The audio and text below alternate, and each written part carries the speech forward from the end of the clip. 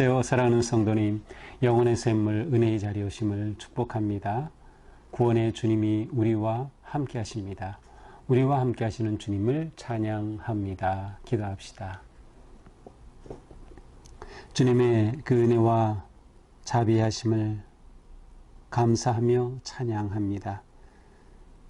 저희들이 무엇이간데 끝없는 사랑으로 구원하여 주시고 인도하여 주시며 또한 우리의 부끄럽고 추한 죄에도 불구하고 기다리시며 새로운 생명과 회복의 길로 부르시는 주님, 오늘도 말씀으로 저희가 새로워지게 하여 주옵소서.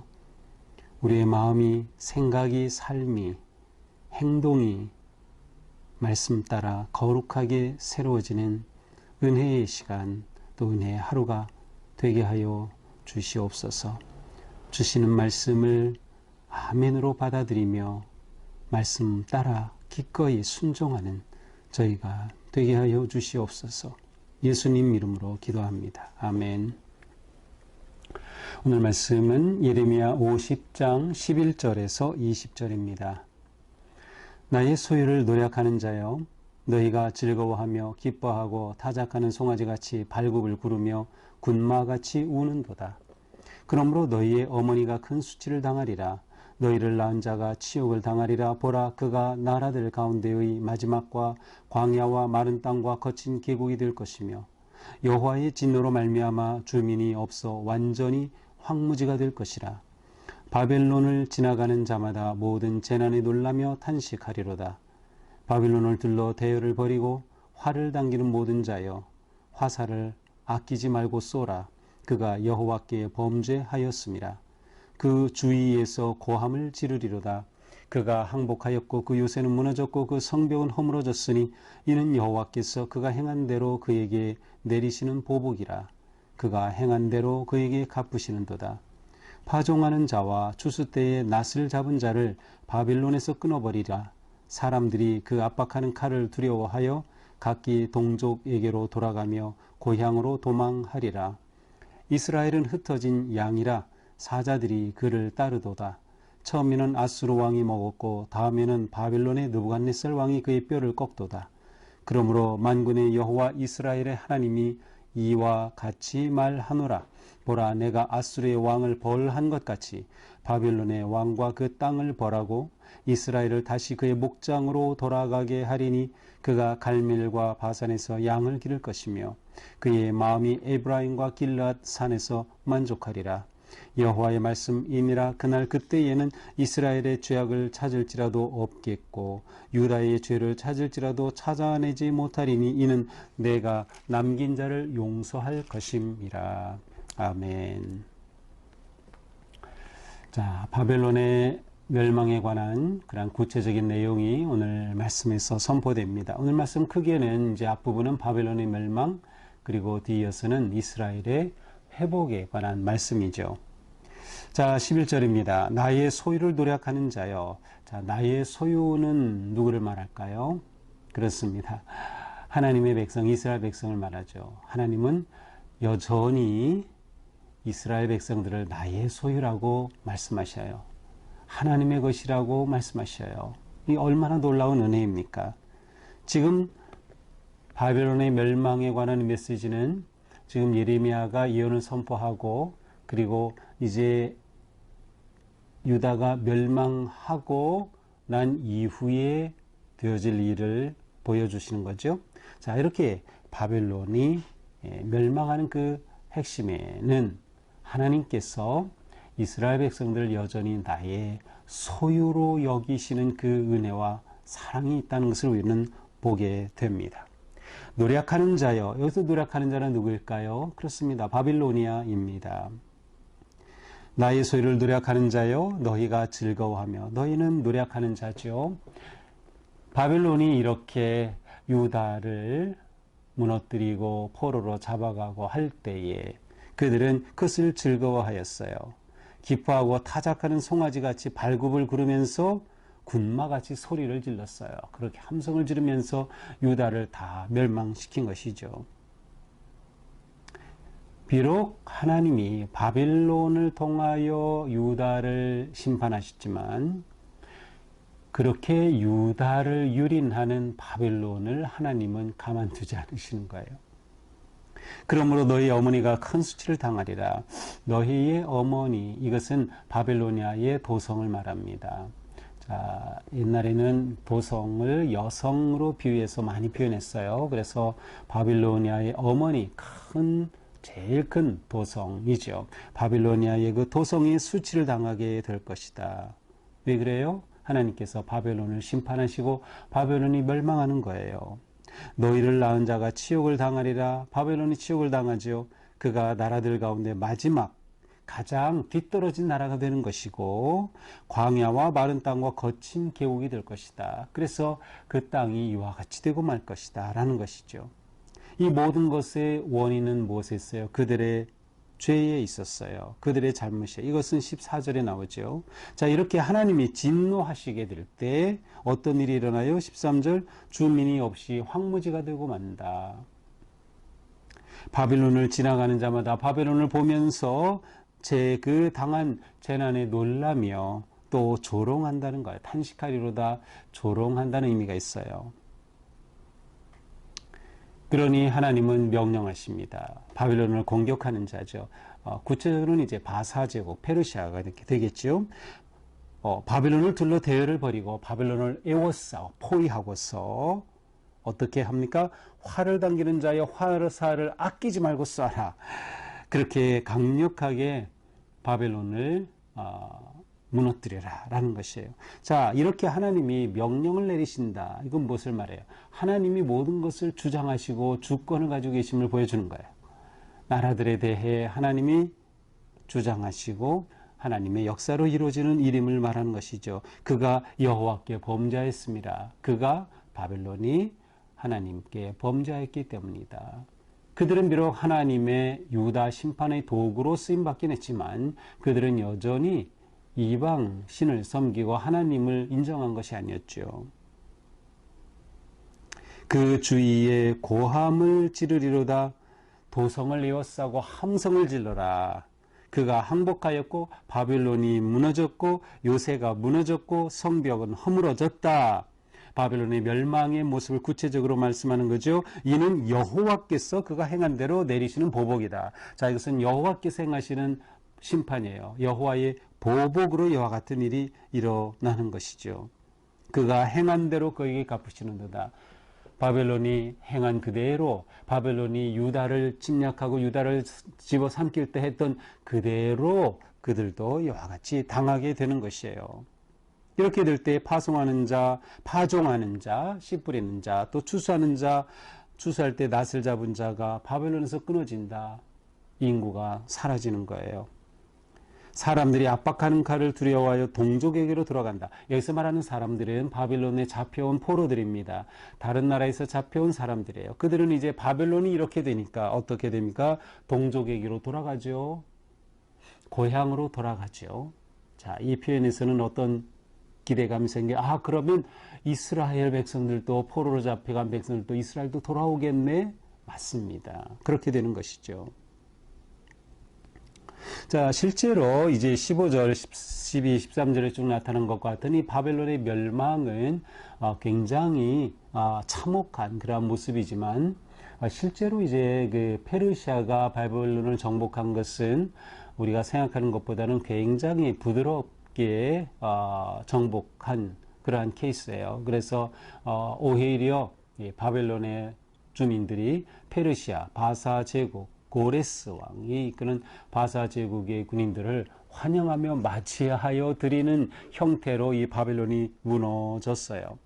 그러니까 여기서 말하려고 하는 초점은 바벨론의 멸망, 그것이 초점이에요.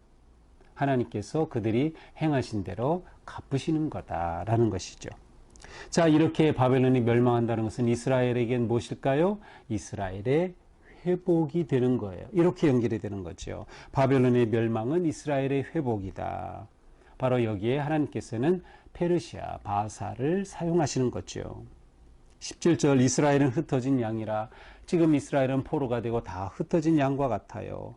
그런데 사자들이 그 뒤를 따르는 듯 사자가 양을 잡으려고 쫓아가는 그러한 참혹한 모습, 지금 그 고난을 지금 이스라엘이 당하고 있는 거예요. 그래서 처음에는 아수르가, 그렇죠, 북이스라엘은 주전 721년에 아수르가 점령해서 그렇게 흩어졌고, 다음에는 바벨론의 느부갓네살이 남유다를 586년에 그렇게 완전히 무너뜨리고 말았어요.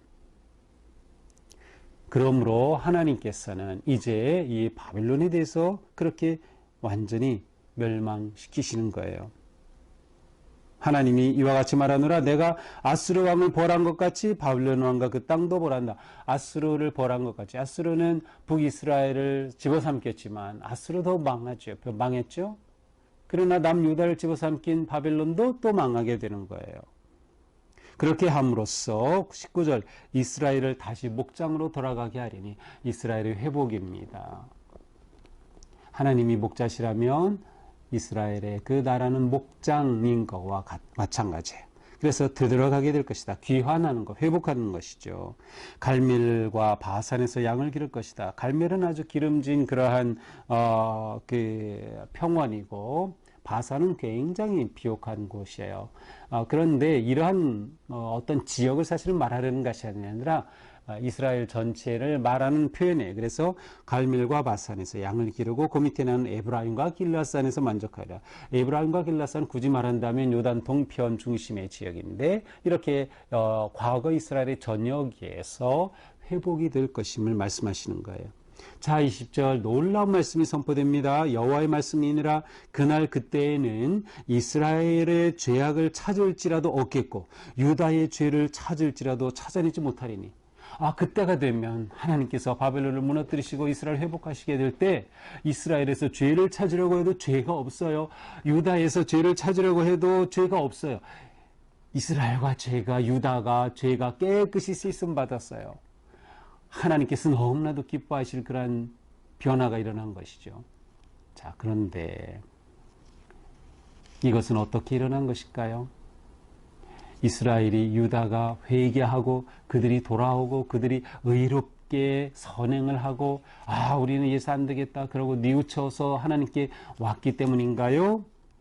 아니에요. 이는 내가 남긴 자를 용서할 것입니다. 이것은 하나님의 은혜와 사랑의 용서 때문에 일어나는 일이에요. 이것이 바로 우리가 그리스도 예수 안에서 누리게 되는 구속의 은혜를 구약에서 확인하게 되는 거죠. 이미 이 구약의 말씀에, 오늘 말씀에 하나님의 은혜와 사랑이 담겨 있어요. 우리가 용서받고 죄가 없다, 의롭다 하심을 입은 것은 우리가 정말 의로운 행위를 했기 때문이 아니죠. 우리가 완전하기 때문이 아니죠. 하나님께서 우리가 예수님을 구주로 믿고 고백하고 영접할 때 우리의 그 믿음으로 인하여 하나님의 은혜로 말미암아 우리는 구원받고 하나님 앞에 의롭다 하심을 얻을 뿐이에요. 그래서 우리는 언제나 용서받은 죄인일 뿐이다. 근데 이것이 바로 오늘 본문에서도 이렇게 아름답게 나오고 있습니다. 자, 오늘 말씀에서 중요한 건 무엇일까요? 하나님께서 이스라엘을 회복시키신다. 그 회복의 배경에는 바벨론을 무너뜨리신다 라고 하는 그러한 내용이죠. 자, 이스라엘이 하나님을 하나님과 하나님의 은혜 안에서 이렇게 회복되는 것은 무슨 회복을 말할까요? 관계의 회복이에요. 하나님께서는 이스라엘을 여전히 나의 소유라고 말씀하시죠. 나의 소유다. 하나님과의 관계의 본질이에요. 그들은 하나님의 것이에요. 하나님은 그들을 하나님의 소유라고 말씀하셔요. 이 하나님과의 관계가 회복되는 것이 진정한 회복이고, 그 회복에서 진정한 나라가 회복이 되고 삶이 회복이 되고 그들의 모든 것들이 회복이 되는 거죠. 우리 인생도 마찬가지예요. 하나님과의 관계 회복이 핵심이에요. 하나님과 관계가 회복이 될 때 하나님의 은혜로 우리의 삶이 회복이 되는 거죠. 우리의 몸도 회복이 되고요. 우리의 마음도 회복이 되고요. 우리의 영혼도 회복이 되는 거죠. 우리 인생이 하나님의 사랑과 은혜 안에서 회복된다. 그러므로 중요한 건 뭐예요? 하나님과 관계가 회복이 되는 것. 하나님과의 관계가 바로 세워지는 거예요.